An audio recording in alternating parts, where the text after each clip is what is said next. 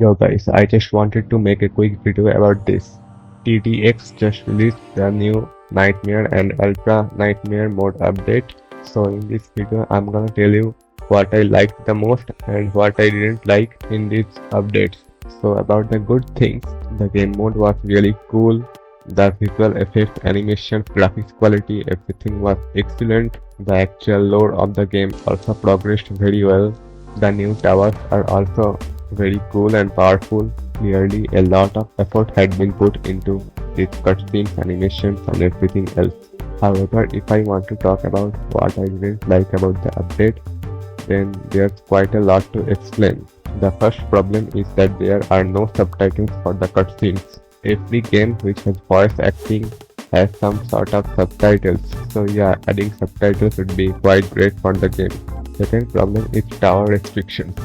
Now what do I mean by that?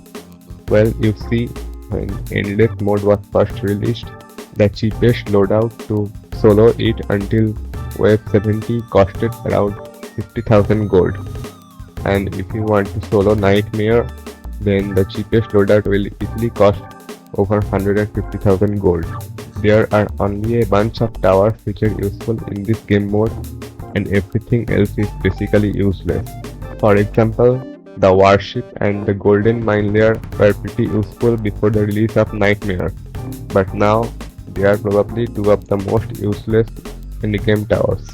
This is actually not a very good thing because the meta shifted enormously in just one update, and two of the most useful towers turned into two of the most useless ones.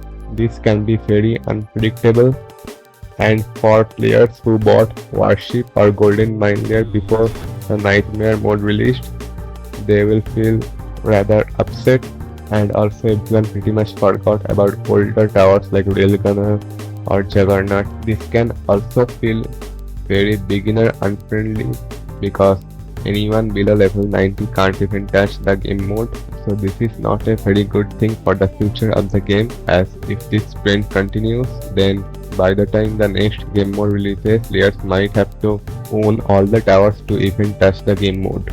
The third problem was that the update seemed somewhat rushed, because when the update released, players were supposed to get 2 times rewards from Nightmare mode.